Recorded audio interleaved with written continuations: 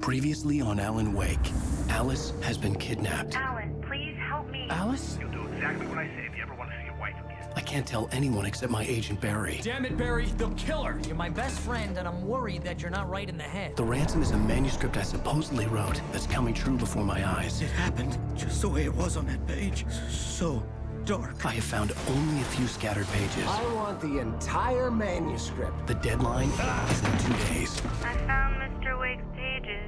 Good girl. How the hell did she get her hands on the manuscript anyway? I don't know. She's resourceful. I told you were too hard on her. Listen, I found out all sorts of interesting stuff while I was digging around. Yeah. Mr. Wake, it's Sheriff Breaker. We have an FBI agent here, Agent Nightingale. FBI? He's anxious to see you. You'd better come to the station. Okay, I'll be right over, Sheriff. Let's make this quick, huh?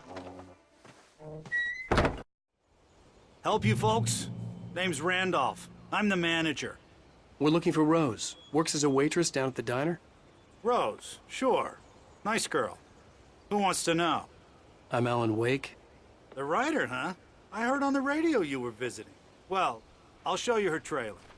That Rose, she's a nice girl. Always pays her rent on time. As I was saying, Al, I found all sorts of weird stuff from the local newspapers. This place is crazy. Disappearance, deaths, urban legends come true, and get this, most of this stuff takes place around Cauldron Lake. Well, you ain't wrong, mister. The Indians thought the lake was a doorway to the underworld. I'm the God-fearing type myself. I don't hold with that sort of thing. Yeah, okay. Anyway, there was an island there owned by a guy called Thomas Zane. Now, some of the articles I found about him make him out to be a famous writer, but I ran a bunch of searches, couldn't find a single thing he wrote. Zane was heavily into diving, so much so that the place came to be called Diver's Isle. But the volcano under the lake erupted in 1970, and Zane went down with the island.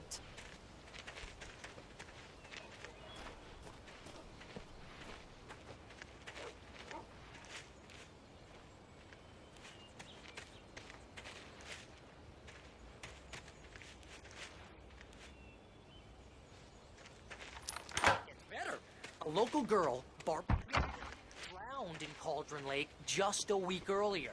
They were lovers. Sure, Jagger's a local spook story. The Scratching Hag comes for you in the dark. Childish stuff like that. Anyway, Al, all of the articles about this stuff were written by... I asked around, and she's that crazy bag lady you met. What, the lamp lady? She can be a little loopy, but she's not homeless or anything. Yeah, anyway, she knew both Jagger and Zane before they both died, and she had some kind of a breakdown.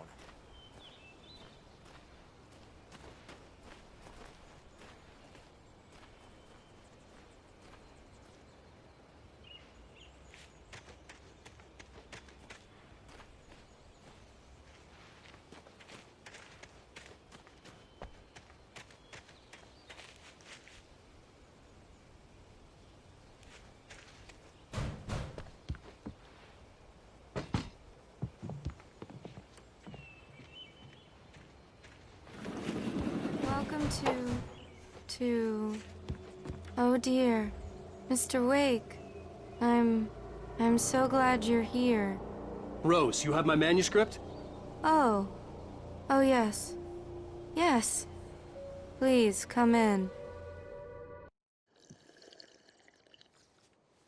Hey, this is really good. Rose, Yes, my manuscript. I really need it. I understand. I know what you need. A muse to inspire you. Oh, for Barry? She doesn't have anything. Yeah, hey, Al? Al, what's... Oh... Barry! What? What?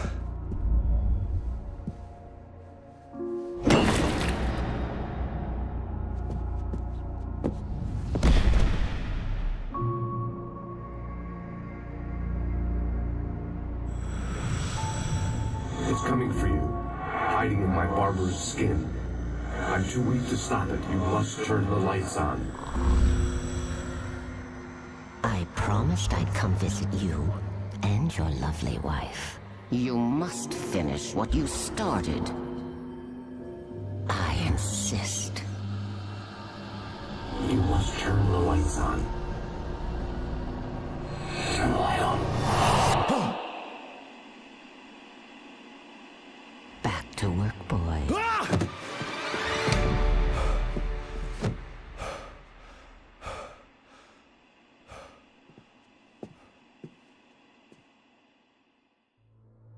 I felt nauseous, hungover. Only anger kept me going. I can't tell reality from dream anymore, but it seems I have an imaginary editor to help me. She's an old woman in a funeral dress. I call her Barbara Jagger. She's very strict. I'm writing faster and faster. My manuscript is being heavily revised. Rose took a day from me. I had less than 12 hours left to meet the kidnapper. All I could do was get Barry into the car, work something out once I got on the road. Welcome to the Oh Dear Diner. What can I get you today? Coffee? I couldn't work up much hate for Rose. Something had used her to get to me and left its mark.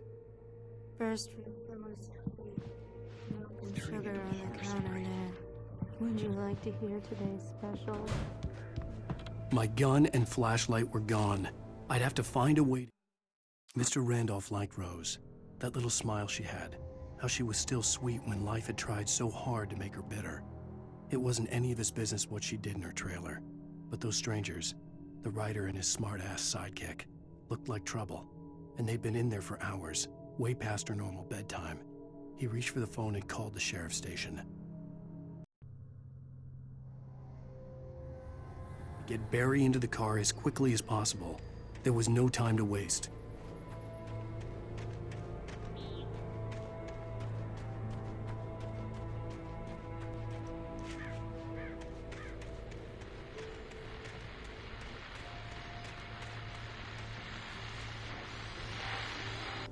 I just stepped outside to catch a breath of fresh air, and let me tell you, the weather's getting heavy.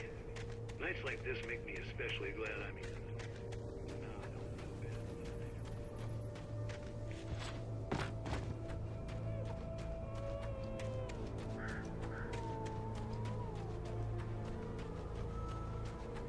Oh, you're gonna get it now.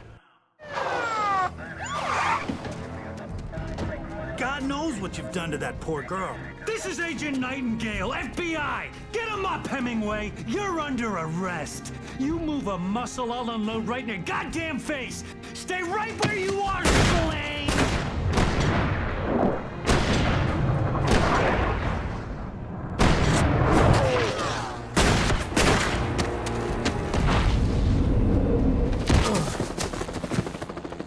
What are?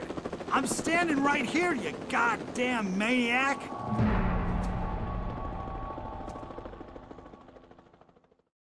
I hated to leave Barry behind, but there was no way I'd miss my appointment with the kidnapper.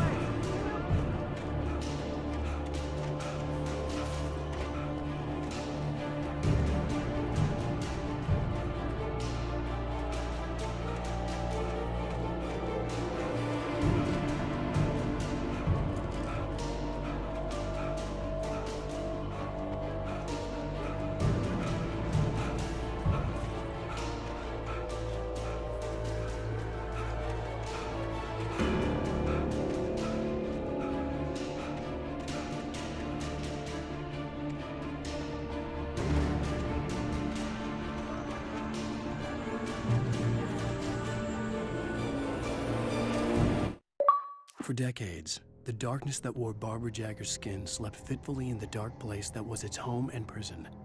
It was hungry and in pain. It dreamed of its nights of glory when the poet's writing had called it from the depths and given it a brief, terrible taste of power and freedom.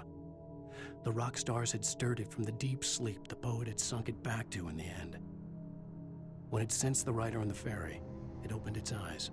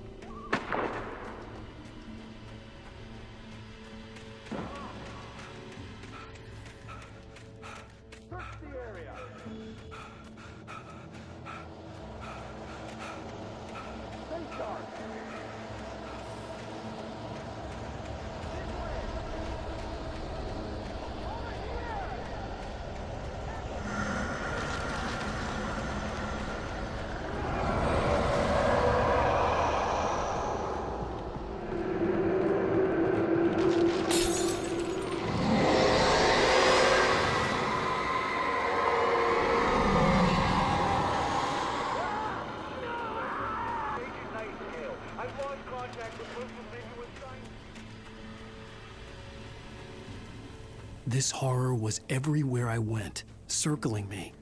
The cops didn't stand a chance. They were after a writer, not a monster.